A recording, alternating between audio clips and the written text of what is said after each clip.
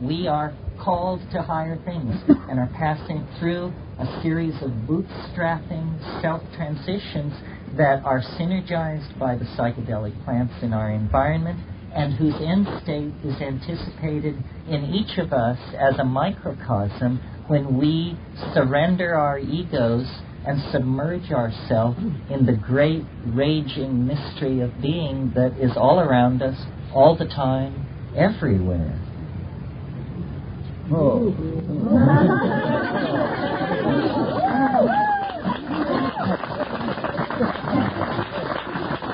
Well, we have a little time. Wait, let me try and see somebody. I can't remember, but you look earnest. Yes. Earlier, you mentioned some people doing work with ayahuasca currently now in the United States, I guess therapeutically and also detail. Who are they? How would it go about? Okay, the question is that I mentioned that there is therapeutic work going on with ayahuasca. It's very much underground and hush-hush because the legal status of these things has never been defined. Let me make that clear. They should be, but ayahuasca is neither illegal nor legal. There has never been a case involving it in the United States, so it's in a kind of limbo, and we should all be discreet about it and let these therapists do their work. Eventually, of course, it will be defined. If you're interested in more information about that kind of thing, why, write me. But I will say about it that there's no preconception here of a psychoanalytical theory. What I really respect in these therapists is that they are doing it as closely to the way that it's done in the Amazon as they can. And really, often in the Amazon, the brew is watered, or they pull punches on the dosage, because they don't want crazy gringos running amok and blowing their minds. So the search for ayahuasca can be pursued perhaps now in North America with the even greater hope of success than in South America. But we always have to be referred back to the shamanic forms, because that's the only guidance we have. I mean, they may not know everything about it, but they do have 1,000 or more years of tradition that can be our guide. Now, when you actually deal with these ayahuasqueros, you discover they're not like priests. They are not dogmatic. They're open to experimentation, too, and you can suggest things, and they know the chemicals lie behind this. They're not naive, but they also know that the spirit lies within it. They are also not naive in the way that we are naive. So it's a tremendously fertile partnership to deal with these shamans. They will share their knowledge, and we need not come to them as inferiors or uninitiated people. What they really respect are peers.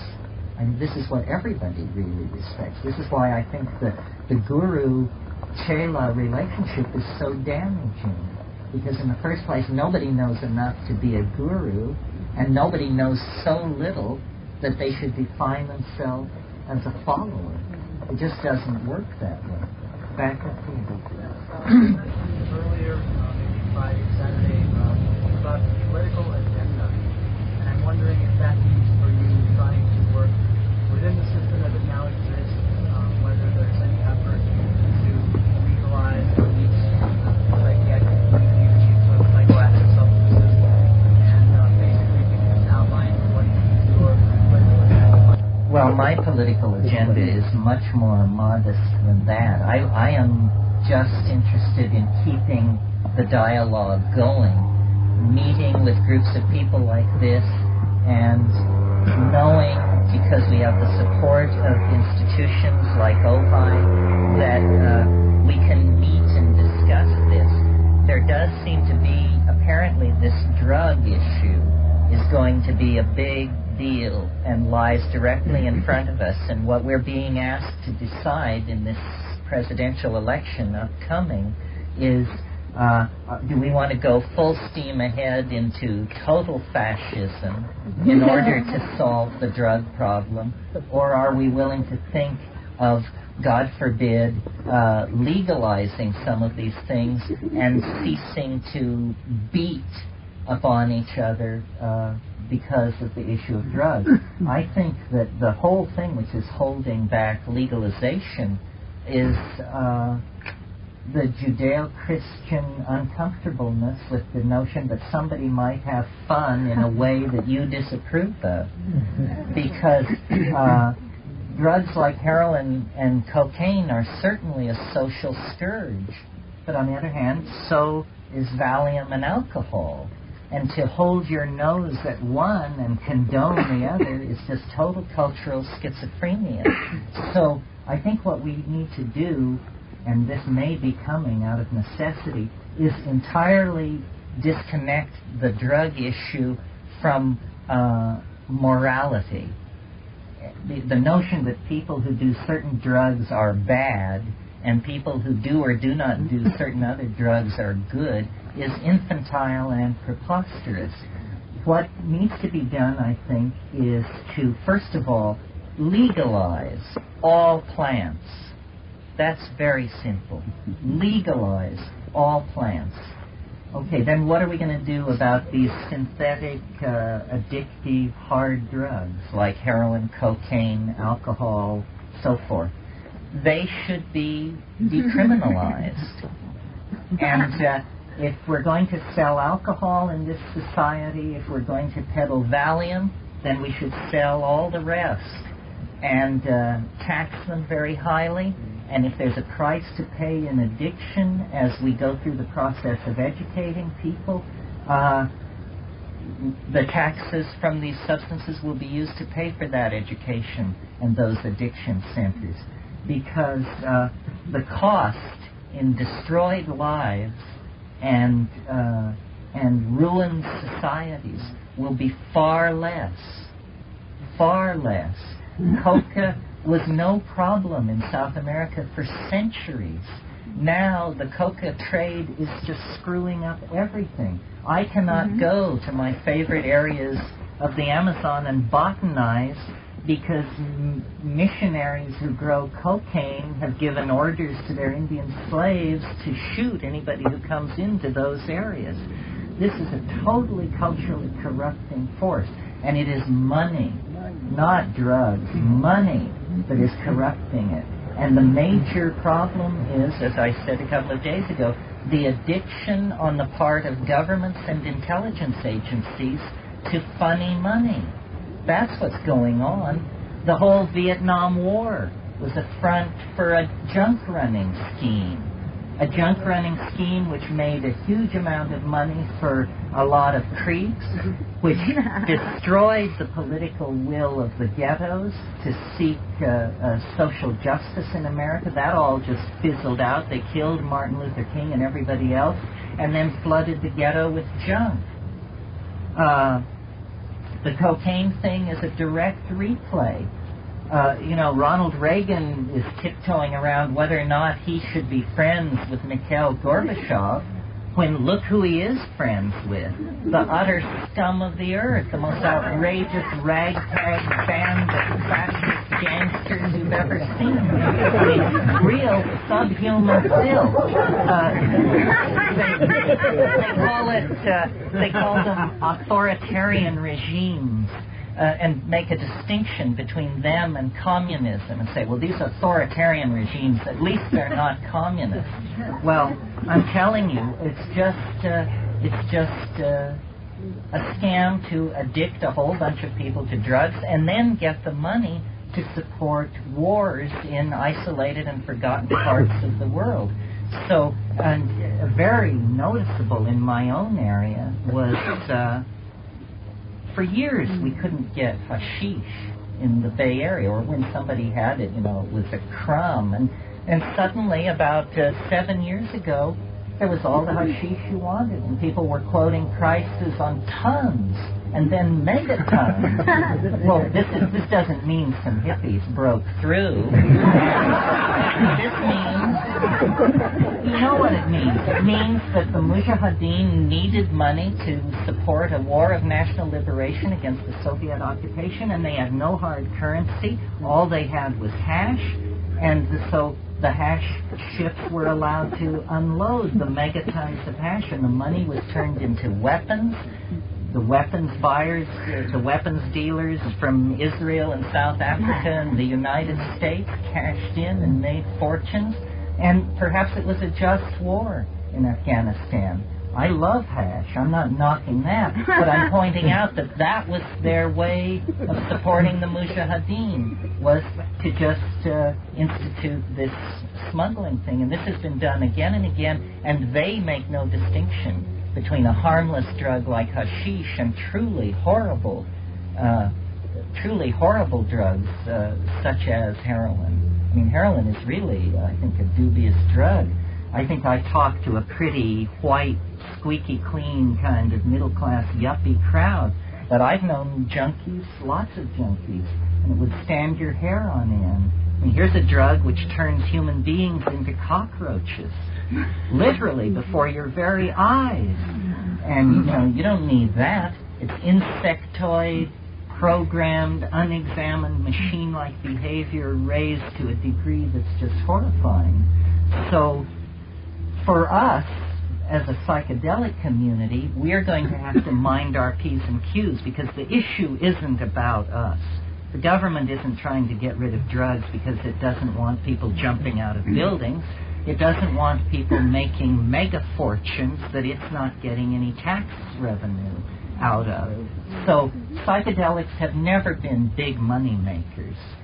Nobody is getting rich off psychedelic drugs that I know of. I mean, maybe a few people are having modest lives lived in fear that at any moment the man will kick down the front door and drag them away in front of their wife and child. But nobody is getting rich on psychedelic drugs. That's all going on in another domain. So our problem is a more serious problem. It's that the psychedelics are deconditioning agents.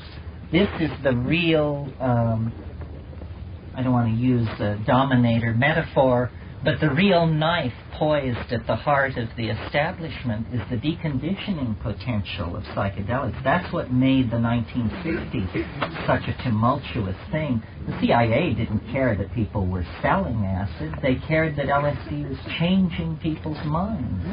And so the reason I keep speaking and keep talking and hope that you all will keep thinking and speaking and talking is because we have to build a community that understands itself, that understands its members, that understands where we stand, because eventually the psychedelics will have to be dealt with, as all these other drug issues will have to be dealt with. So now for us is a period of getting to know each other, recognizing who we are, empowering ourselves, getting our raps straight, knowing where we stand on these various issues that will be thrown at us, and then, speaking and being exemplars. I mean, I wish that the people who are so concerned to ban drugs could see this group of people. I mean, I think we're quite presentable. I think we're making a contribution to society. I think we are good citizens, were it not for this one issue, which then makes us, of course, a hated outlaw minority. But, and I invite each of you to look around you at the people near you and realize this is your affinity group. These are the people who can help you, and these are the people who can really blow it for all the rest of us. So partnership for us is no abstraction. It's, as Ben Franklin said, if we don't hang together, we'll all hang separately. This is the man in the blue jacket. Yes. I wasn't here the other day, and you may have covered it. It's when you take the substance in a silent, dark place.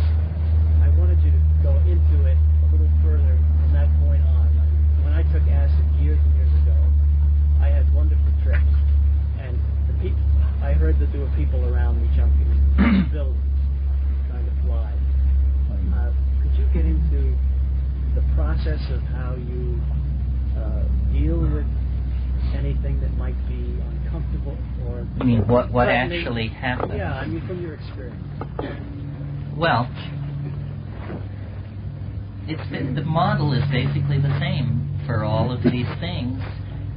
You fast for 6 hours until you have an empty stomach. It isn't really even fasting, it's simply emptying your stomach. And then you take it in silent darkness. I always smoke cannabis. If that's not your thing, you should have some other means of slightly steering the situation. It can be singing. It can be a meditation. Whatever it is, that you need to have a small oar that you can dip into the psychic water if you need to shift the tone of things a little bit. Then I don't do anything the first hour. I just sit there and worry, basically, about what is about to happen. And it's I don't know whether it's harder for me, but what I always think about is my public image, because I say, okay, you're Mr. Big Shot, you're Mr. Psychedelic, and now it's coming at you, and you're always telling everybody how they should do it, and how the boar ate the cabbage, and how it's this and it's that, but you know that you don't know jack shit. And you also know that now it's just between me and it, and it's coming at me. And so I think about all of this, and then hopefully I get it squared away. Usually it just comes down to, well, it's too late. Too late. And thank God nobody is here to see whatever is about to happen. And then I just sit, and it comes in a wave. It comes in waves. Sometimes it's gentle. If it's going to be a moderate trip, the waves will begin just like incoming surf. But sometimes you realize, you see it coming at you, and you realize that it's 1,000 miles wide and 10 miles high, and there's nowhere to run. And it's just like the rolling shock wave of an atomic blast. And you just lay down and hope. And many, many times on these psychedelic trips, I find clarity and courage, empowering it in each other, giving permission for it in ourselves, and looking toward a future that is endlessly bright with the possibility of human transformation. It is in our hands. That's not a metaphor. It is literally going to belong to those people who most earnestly and courageously define the limits of what is possible for the human mind and body and community. So you are that, and I salute you, and I thank you, and I hope to see you all soon somewhere else. Good luck.